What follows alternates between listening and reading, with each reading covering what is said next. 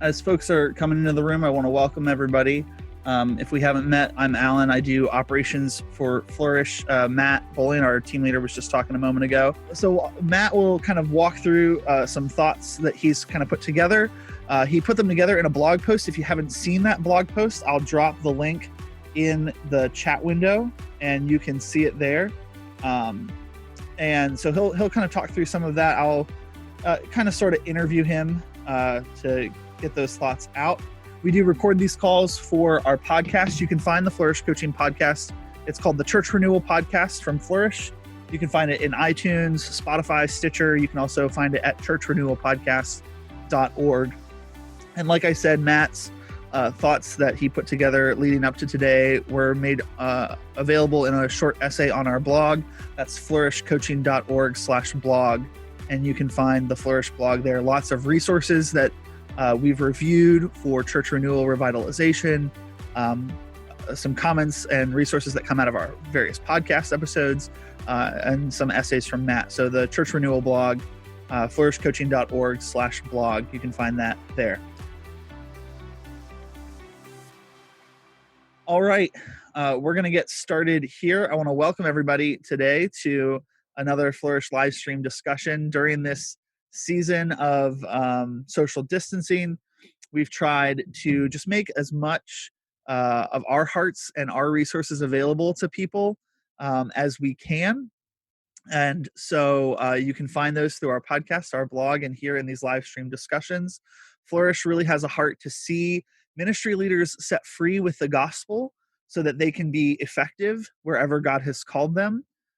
We find that when pastors and churches feel stuck, the two key things that we try to do through our training, through our content, through our coaching, is to renew their hope in the gospel as it applies to them as a ministry leader, but then also to help them think clearly about their strategy. What is the best way for them to be on mission with Jesus in the specific context that they're in? These Thursday afternoon discussions have featured workaday pastors sharing their hearts on issues like strategies for social distancing, calming anxiety, the pursuit of joy. Last week, we had a great session on this missional moment and thinking strategically about equipping people for mission.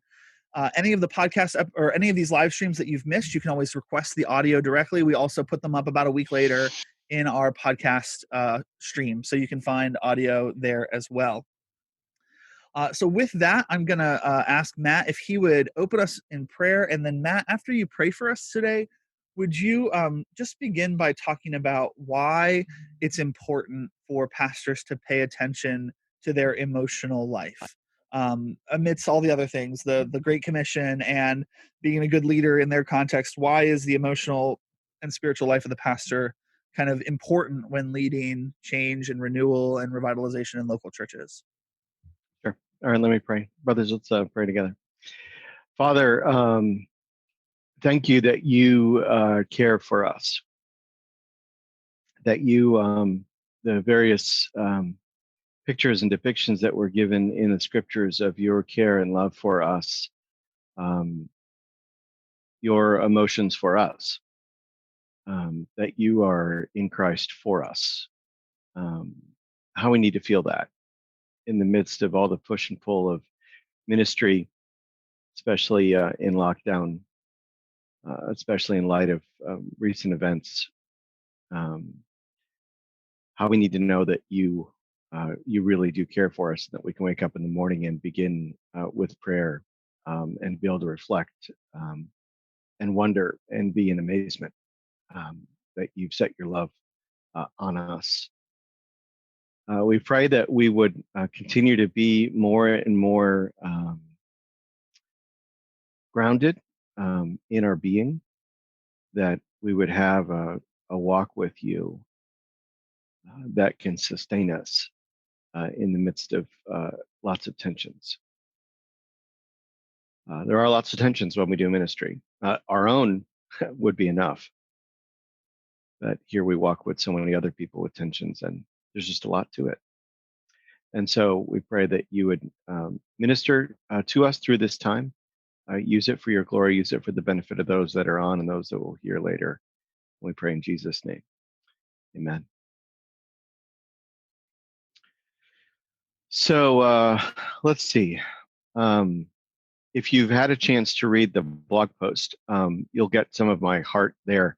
I don't really intend to recover that ground today, except as Alan pulls it out of me, or you all want to interact about it directly, because you can read my words there. But let me give you some of my heart, and then we'll keep going from there. I was reflecting this week after I wrote that blog piece, which was on Saturday. I wrote that the day after apparently Darren Patrick took his life. Um, as I've been reflecting this week on this material and on this area, I was reflecting that in 2013, I think it was, I'd have to go back and look, I did a talk for a national grouping called The Emotional Life of the Pastor. And maybe we can make that available, Alan. I think it's on the drive. But this is a perennial issue that I have had to personally face in my own ministry: how to manage my own emotional life. And so it has become something that is, hobby horse is the wrong word. A hobby horse is something that someone rides that's disproportionate to reality and distorts everything that they do. This is not a hobby horse for me. This is about survival. This is about survival and the longevity of me in ministry, of me coaching people and doing what we do as Flourish, and of pastors being able to continue doing what they believe that God has called them to.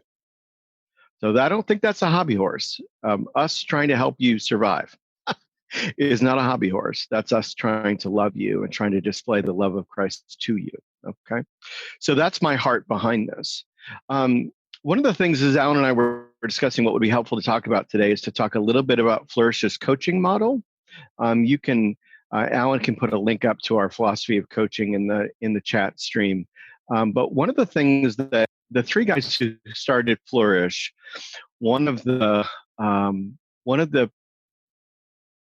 parts of our heart that beat together among the three founders is that we found that coaching that we had received had in some ways been limited. And the coaching that we wanted to give, we did not want to share those same limitations that we had received. And so as we formed our coaching philosophy some 5 years ago, among the three founders of Flourish, what we decided was that we believed that what we had learned from sitting at the feet of John Frame was helpful to the way to think about coaching. So when I start off a coaching conversation with somebody, the first thing that I ask them is, how's your life? And the reason that I ask that is, one, because I care. And two, it's because it's a purposefully open-ended question, which all good coaching questions are open-ended. But it's a purposefully open-ended question that probes for a response. And the response that you can get back to a question like that, how's your life, could be a response that comes from any of the three perspectives or facets, is what we call it, three-facet coaching, that John Frame taught. So here's the three facets, okay, the three perspectives you can look at things from. So I'll give you the colloquial ones first, and then I'll give you the technical ones. So you can look at it from the perspective of head or heart or hands. So for example, how's your life? A person that we're coaching, we're working with, could come back and say, I just cannot get my people that I'm trying to lead on mission with Jesus. They just will not spend time with people that don't know Jesus. They're not prioritizing the kingdom. And it's just really, it's just tough sledding. Okay. So they're trying to get their head in the right place around the kingdom and the spread of the kingdom, and trying to figure out how is it that we can get the kingdom prioritized, right? Sometimes it's us pushing someone who's coaching to think more about the kingdom, actually, right? Somebody could come back, how's your life? They could come back and they could say, I had a terrible fight with my wife last night. And she's just really struggling to be in ministry with me. And I've got so much that's taxing in the church right now, but I know I really just need to love my wife and care for her. And that's where my life is today. Or to flatten out but recount a recent interaction with a guy that I'm coaching. I have a community group leader that is not fulfilling the expectation that I have for him, and it's really frustrating me. How can I help this community group leader get to the place where they either get off board, or they get on board and they fulfill expectations? And the response to how's your life is, I need help with this very particular situation that I'm in. Okay. So head, getting your head in the right space, heart, getting your heart in the right space, hands, trying to have the equipping to do what needs to be done right now. So Mr. Frame, the way that he taught that, Professor Frame, was that he called the top of that triangle normative, right? What's the rule, the norm over everything? And for us in ministry, it's the kingdom. It's the coming of the kingdom. It's the priority of the Great Commission. We don't get to pick the mission. It is picked for us, period, full stop, right? So people come to us and they say, how do we want to prioritize that? How can that be what predominates in my life and in the ministry that we're doing, right? Okay, so normative. The heart, the name that Professor Frame gave for that was existential. Where am I actually existing? What am I bringing to the table? You all may have noticed something about your ministries. You bring yourself there to it. Everywhere you go, you are there. And made Ellen laugh. And the funny thing about that is that this is something that I had learned, and that I've heard Pete Scazzaro put it a little bit different way, which is that you cannot give away what you don't have, but whatever you have, you give that away. Inevitably, you give away what you have, and you can't give away what you don't have.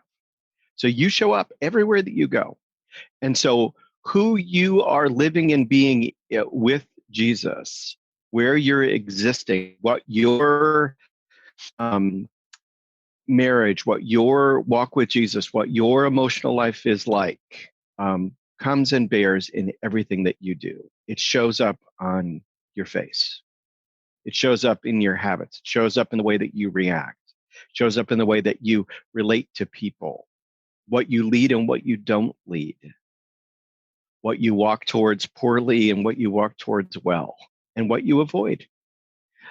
It's always you always live out of your being, right? So normative, the rule over all, existential, sort of who you are and what you're bringing to the table in Jesus in your emotional life right now, right? And then situational, right? That's the one that's the easiest to define, because situation is in there. What's the current situation? What is it that my hands are being applied to right now that needs to happen? I was just making a list of topics that we're going to try and maybe make for our clients very specialty, narrow things to hone in on. And one of the guys that I've been coaching, triage to suicide. That's a very particular, narrow topic that's important. If you haven't faced it yet in your pastoral ministry, I can almost guarantee you that you will. Right? How do you triage a domestic abuse? How do you triage a child abuse? Right? So these are very difficult, dense, hard topics, but there are best practices of how to go about that, right? And so some of what our coaching, our walking with churches, is very narrow, specific things. How do you help me do this right now? How do you help me face this? Okay. So overall in our coaching, what we're shooting for in our ministry is that everything that we do is three facet. It's about the kingdom, the heart, and the situation, contemporaneously at the same time. That's what we try and do as a ministry. All right. So in that light, one of the reasons why this is a really critical topic for me is that you show up everywhere that you go. And so whatever the state of your emotional life is right now before the Lord, with your people, with yourself, it shows up everywhere that you go. And sometimes it happens that the inner turmoil, I try not to cry, the inner turmoil for pastors is so great that they can't bear it. And there's different levels of not being able to bear it. There's the most severe level that the sense is that That's what Darren Patrick felt was the most severe level of not being able to bear it. Um, and then there are gradations that work backwards from there. There are gradations where you can't bear it, and so you leave this ministry. You can't bear it, and so you blow up. You can't bear it, and so you turn to your idol of choice and you try and soothe yourself because you can't bear it. So, and so those gradations, work backwards from there. Sometimes you numb yourself, you stop feeling. One of the things in the blog piece that I think is really, really critical that I'm almost always trying to help the guys that I coach and who we help with our ministry. We're trying to help them be willing to feel, to name what they feel, and then to say it. Say it to themselves. Say it to somebody who's trusted. Say it to the Lord. Because when you can, as Siegel says in the article, you can read the article and you can read his insights. When you can name it and you say it, there's the possibility that you can tame it. And you get a model of that in Psalm 42. Okay, so Alan, did I answer your first question? Probably way more than you wanted, but here we go. That's what it was. No, that was great. I mean, I think what we're trying to do here initially is place this topic of pastors, mental ministry leaders, because we have some folks on the call who aren't necessarily in like typical pastoral ministry, but sure. But to put a ministry leader's mental and emotional health in the broader context of their work, right? So we often think of the work of ministry leaders as, what should I be doing? That normative perspective. What do I need to do right now? The contextual perspective. And too often when we are spending so much of our time giving to others, we forget that third perspective, which is how are my emotions and how is my health interacting with what I'm doing as a ministry leader. So to really kind of narrow our focus on this issue of emotional and mental health and ministry leaders, Matt, your piece that we've linked to in the chat window really talks about the emotional life of the pastor. So when you say mental health, is that what you mean, or could you define for us what do we mean when we're talking in this context? Because you and I are not mental health professionals. That's really important for us to say. Yeah. Matt and I both of our background is in pastoral ministry. That's where we do our research. That's where we focus our energy and effort. But the issue of mental health is something we care about. So Matt, when we're talking about mental health here, is what you're talking about just managing your emotions? What do you mean when you say your mental health? Yeah, I think it's that if ministry is meant to be the overflow of my heart, if ministry is me giving away to others a thick, rich gospel that makes a difference in the push and pull of daily living, if what I'm trying to give away is a discipleship that I'm a little bit further on in the journey of discipleship than other people that I'm trying to lead, right? Or that I'm trying to disciple. If that's what ministry is, then part of what I need to be maturing in is my ability to relate to the Lord in such a way that I give away something to people where their emotional lives are ministered to. And the only way that I can do that is if my emotional life is being ministered to by the way that I relate to God, by the way that I take in the scriptures, by the way that I pray, by the way that I read, by the way that I journal, by the way that I talk with trusted friends, by the way that I relate to my spouse, right? So I have to experience and model something if I'm really going to give it away, or else it's hypocritical. Yeah. Right. I'm trying to give away something I don't have. So I think I'm making an assumption here, and that is that a lot of ministry leaders, because of their care for others, don't pay enough attention to their own mental and emotional life and health. Yes. And on the kind of negative side of that, sometimes we see ourselves as above that. or we're supposed to be above that. Right. um I'm just preaching the word here. My emotions have nothing to do with my exegesis of this text. um I don't have time for that. I really need to focus on these other five crises that are right in front of me. um do you agree that, first, I'm assuming you agree with me because I'm right all the time, but Usually.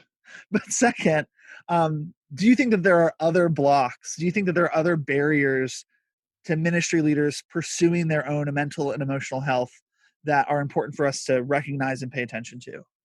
Yeah. American culture is a huge barrier. We do not live in a culture. The vast majority of people that we interact with are male ministry leaders, right? And the male in America is meant to still be the ideal of the male in America is still meant to be the person who is strong, who doesn't barf their emotions on you, right? Who can be strong on their own and doesn't need other people, right? That is still the American ideal. So that's one issue. A second issue is the vast majority of the homes that we grew up in did not model um, good emotional life, good emotional processing, the ability to feel, be willing to feel, name, and say. I've spent more than 25 years trying to figure this out because it's wonderful. My parents are still married.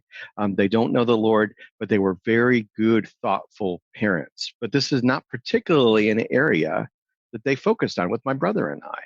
And so, and I reacted to that in my own twisted way, and I've been trying to untwist myself for a long time because I want to play the long game. And so I think that there's a barrier culturally, there's a barrier for a lot of us in terms of our family backgrounds.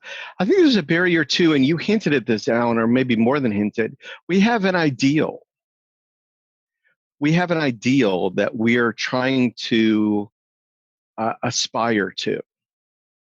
We have an idea of what the ministry leader is supposed to look like and be like. Um, and we sense our failure to meet up to that ideal, which only complicates things, right? Because now we feel shame that we So now I don't meet. really can't say how I feel. Yeah, exactly, because I feel such shame over not being able to meet what the ideal is. And so now I have to push it even further down and not relate to myself well, Yeah. right? Which is unhelpful. Don't you think also that there's a segment, particularly if you're coming from a fairly conservative evangelical or reformed tradition? A lot of the folks, you and I are both in the PCA, so a lot of folks on this call come from that circle. Right. Don't you think that there's also a segment within our circles that say, well, actually, Matt, the problem isn't that we don't pay enough attention to our mental and emotional health. It's the opposite. We're hyper emotional. Our music is hyper emotional. We need to be less emotional. Is being less emotional the same thing as paying attention to our emotional health? Or I No, mean, no, absolutely not. Um, yeah, I sometimes I'll hear from ministry leaders, oh, I just feel so sad about this, but I know I should just be encouraged in the Lord and be joyful. That's a command. And I'm like, have you read the Psalms? That's a Pete Scazzaro quote. Have you read the Psalms? 2/3 of the Psalms are Psalms of lament. We live in a broken world. We are broken people living in a broken world. We grieve with hope. yeah, That's the difference. That's the difference. If we skip over emotions, here's the real liability. If we skip over emotions, we will not get the opportunity to minister to people in the culture who feel emotional distress and are hungry for a kind of ministering to that takes into account their emotional distress and says there's hope, not just grief. And so yeah, if we do not experience a gospel that can minister to us in that way, we can't possibly give it away to people. right. And yet, for all of you that are on the call, I'll just talk in a second, Alan. For all of you on the call that came to Christ as adults, didn't all of you who came in as teens or adults, didn't almost all of you come because there was some emotional distress in your life and the Lord brought some Christian who brought the gospel to you that promised a way to minister to emotional distress. That's just the way that God works. And so if we don't have a gospel that can minister to our emotional distress, then one, we're not living in reality, and two, we're unhelpful to all the people around us that need the Lord. Yeah. So we've really focused on this first piece of really beginning to pursue emotional and mental health for pastors, which is the feel piece. Like, recognize that it's okay that you have feelings. What you Yeah, do with those feelings might have moral implications, but you have absolutely. emotions, right? Yes, Um, yes. so the second piece of this is naming. Now, we just shared in the chat box the link to that New York Times article on effectively naming your emotions. Uh-huh. Um, and there's also a tool called the Feelings Wheel that sounds like something that my kindergarten teacher gave me, but it's actually a really helpful tool in being able to identify what you are feeling. So, Yep, Matt, can you just talk briefly about that? The ability, what does it take, and why is it important to name the specific things you're feeling? How does naming your emotions and your mental state affect your ability to be effective as a ministry leader? sure. So I think that let's just pick um, let's pick one I felt yesterday. Okay, so I was coaching somebody yesterday, and they were relating the tension that they felt um, about trying to reopen on the other side of COVID. Very common conversation we're having with a lot of our clients is, trying to navigate the tensions that are there. And this particular client had to have an interaction where he just had to have this excessive amount of patience with somebody who was really um, had much more of a political perspective about how the church should have a stance against reopening or for reopening, right? And and being able to just feel in the moments, um, boy, that's grieving. That's sad. Um, I feel that, and because I feel it, I'm willing to feel it. I'm going to say it. So our ability, so would say from two fronts. One is it fosters our ability to minister well to people, Mm-hmm. right? Empathy has been defined as the ability to feel with someone, sympathy, right? For someone else to feel felt. So if someone else is putting out an emotion and you cannot match to it, you can't effectively minister to them.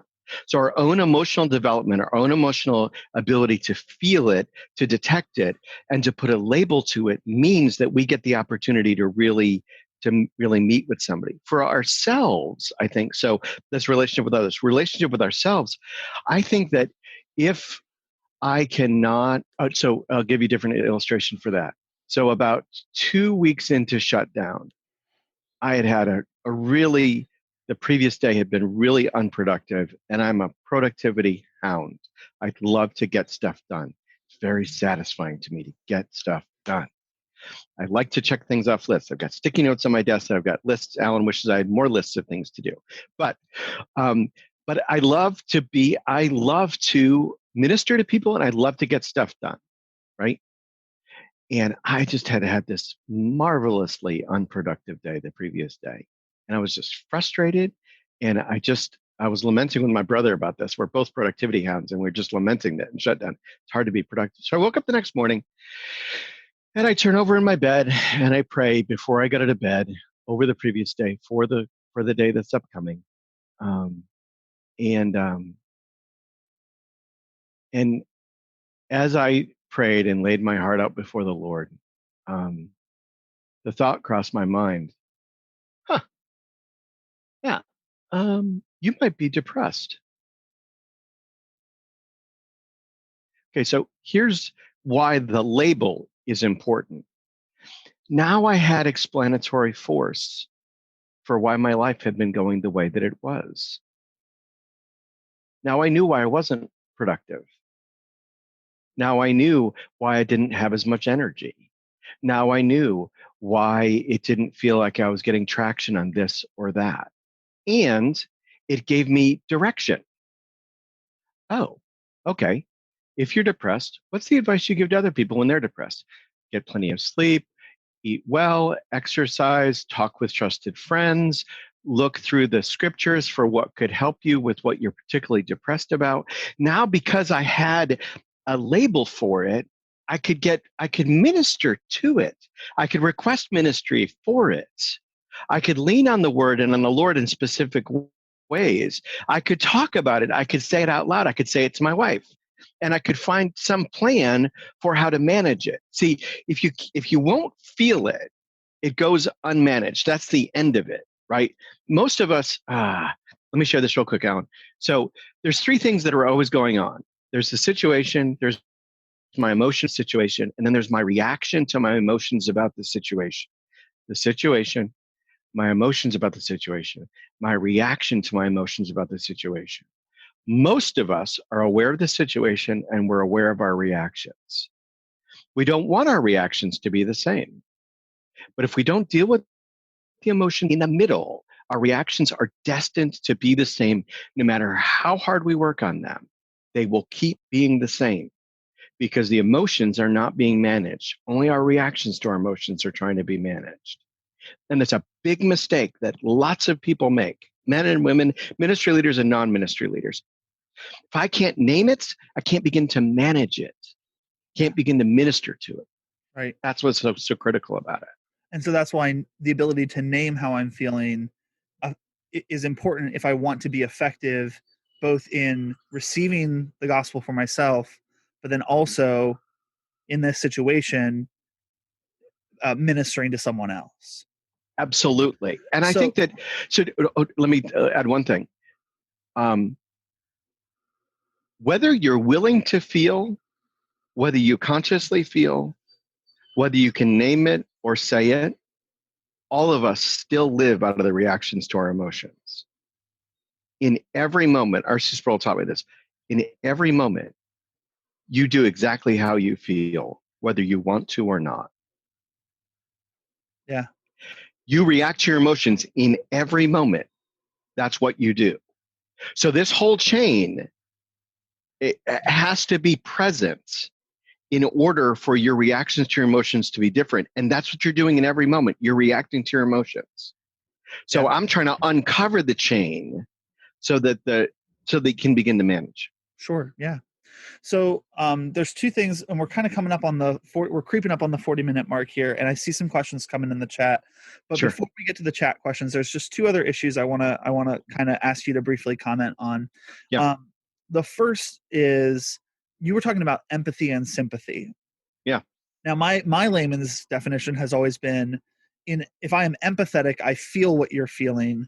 If I'm Yeah. sympathetic, I understand what you're feeling. Both Yes. require a degree of emotional intelligence, Absolutely. and both have a risk, and that risk is that your emotions, uh you person I'm ministering to, you my spouse, you my child, Yep. Yep. um that I get dragged into it. So there's a difference Yep. between a healthy empathy, I mourn Yep. with you, I weep with you, I rejoice with you, commanded by scripture, and Yes. an unhealthy empathy. Now, a friend of ours is on the call today, Wes White, and he has been super helpful to me in terms of beginning to understand these ideas of this of giving space between your emotions and my emotions. You're not saying that in extolling the value of empathy. I don't think what you're saying is it's incumbent upon us to get so entangled in other people's emotions that we can't function. That your emotions overwhelming you isn't mental health, isn't emotional health. Other people's emotions overwhelming you isn't mental health, emotional health. Do you have any response or thought about that? Sure. Um, to truly minister to people, to rejoice with those who rejoice, and to weep with those who weep, to genuinely ally our hearts to other people's will be costly. Mm, We cannot avoid that it's costly or it's not genuine. Think of Jesus at Lazarus' tomb. Think of how many times he saw and stopped because he felt what people were feeling. We follow a grieving Savior, acquainted with sorrow. So we cannot avoid that it will be costly. And so because it is, we're going to bear some costs, which means a couple of things. One is that we build in recovery, right? We build in the habit. I'll give you a couple of habits that I think are Like an important. athlete who needs to recover from a workout, we Ding. build in that space and time for our own mental Absolute health. for our own mental health. So I wake up in the morning, I turn over in my bed. I'm a hyperactive. So when I wake up, I'm up. Doesn't matter what time it is. If I'm up, I'm up. I don't fall back asleep. But so your habit may need to be different. I roll over in the morning and I begin to pray. And my question is, how do I feel? Because I want to take the emotion of the previous day and commit it to the Lord. And I want to take the fears or the worries or the concerns or the anxieties or whatever of the current day and give them to the Lord. And that ability to be willing to feel, but then commit what you felt and what someone else is experiencing to the Lord and truly, truly leave it to the Lord, right? So entangled means that I have left it to me to solve. That's where entanglement's a problem, right? But if I've really committed it to the Lord and left it to Him to solve, then I can move on. I truly felt, I was truly with this person. I felt what they felt, but I've committed them to the Lord. Right. I don't feel a responsibility to fix them, Yeah. right? It's the spiritual equivalent of icing my knee and taking a couple Advil and Right, not running 2 days in a row, or right, with me it's not running any days in a row, but for someone that does run, right. So it's reacting to, I have beginning arthritis in different places in my body. One way you can react to arthritis is to stop moving, right? That's if you will, that's entangled with arthritis, right? Do you know what actually the cure for arthritis is? Is to keep moving. It's not essential oils. No, good try though. But the idea is that you can't get so encumbered by it that you stop. So some of that is spiritual habit. Let me commend one more habit to you, which is one that we end up consistently talking to people about in our ministry, and it's something that I call long form prayer. And I haven't written about this, and I probably should, Alan. But the concept of long form prayer is that you pray long enough. I have I'll probably go there today. I live 10 blocks from the beach in Seattle. And so I have this beautiful walk where I'm looking at the Olympic Mountains and I'm walking along Puget Sound, and there's birds and animals. And anyways, it's absolutely gorgeous. It's an envious place to prayer walk. But I take that walk because if I take it fast, it's an hour, and I take it slow, it's an hour and a half. And the reason is, in that amount of time, you run out of things to pray for. And then you actually begin praying. Right. So there's two kinds of praying. There's praying about specific things, hyper important, really critical. It's my turnover in the morning and pray. It's pray for this call. It's praying for clients. It's praying for myself. It's praying for my family, my wife, people that I'm ministering to, right? Super, super important. And don't take this as a pejorative, but as descriptive. I call that transactional prayer. It's true prayer. It's real prayer. It's not wrong prayer. It's good prayer. But it's not prayer that gets down to, why do I keep reacting to this child in this way? So if I recognize and can name my emotions, then I can pray about them. Yes. Why am I having this emotional response, Lord? What is the anger about? That it's getting to the end of yourself. Yeah. So recall that those Psalms, they're at the end of a process. They are recounting the going over in the heart enough that it can be reduced to words. They were the end, not the beginning of a process for those writers. Yeah. Some people, the way that they do this is they journal. They give themselves some structure to journal over. right? I have one client that I'm working with where placed a lot of expectation on himself.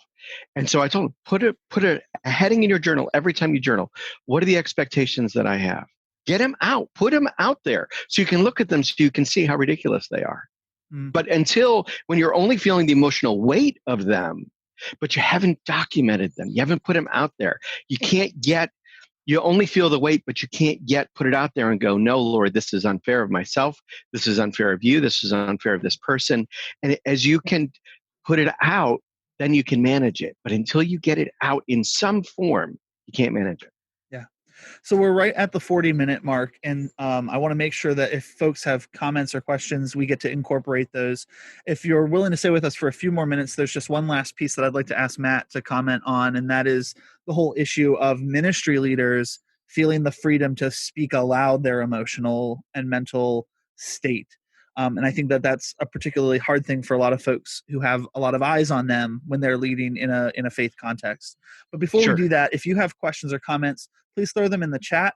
If you do have to sign off and you want to hear the rest of this at another time, you just need to get up and move around. Again, all of this will be available in our podcast stream, and you can find that at the churchrenewalpodcast.org or the Church Renewal Podcast on iTunes, SoundCloud, Spotify, Podbubble. I don't even know if that one exists, but if it does, we're there. So if you have questions or comments, throw them in the chat. Matt, I'm just going to ask you to speak about this last issue, and that is a lot of people who are leading in a church or faith-based context have a hard time speaking aloud what they're feeling, whether they don't have people in their life that they feel comfortable speaking to, Sure. or whether they've been burned in the past because Yep. they've spoken and then gotten bitten for it. Um, can you give us 2 or 3 good practices, just kind of as a button on this, in terms of taking care of our mental emotional Sure. health? Sure. 2 or 3 good practices for the ability to speak what's going on inside of us so that we can be effective and yet still maintain our mental and emotional health. Sure. So I would say that finding an appropriate form of ministry self disclosure publicly is critical. A pastor that says from the pulpit, I felt depressed this week, gives space to his ministry context for the gospel to minister to one of the most prevalent things that goes on in people's lives. So that's appropriate self-disclosure, right? There's inappropriate self-disclosure. I felt so down this week from the pulpit. I felt so down this week that I looked at porn. Okay, that is not appropriate pulpit self-disclosure, right? So there's appropriate and there's inappropriate. Okay, now if you do not have somebody in your life that you can say, I felt so down this week that I wanted to take my life, or I looked at porn, or I had too many beers 3 nights in a row, right? If you do not have somebody like that, it is vital to your ministry longevity that you figure that out. And if you don't have that yet, please call me and I will do all that I can to try and help you find something like that. All right. So now, what's in the middle there? I think in the middle is, I think every ministry leader needs a cadre outside of their context that they can lean on. There's some appropriate leaning on of your spouse that I think is important. But even that is highly varied. I was a client that I'm working with where his wife is less emotionally in touch than he is.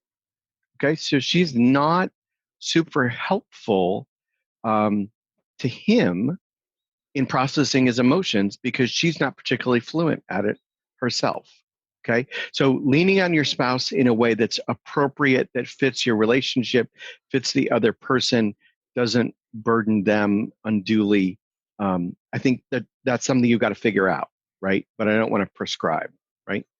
But I think that somebody that you can say anything to, and ideally several of them, I reached out to a friend this morning and I said, I need a friend conversation. And we're negotiating over text as to when we can have that. I have three guys that I have walked with for more than 25 years together. They are invaluable to me, and I am invaluable to them.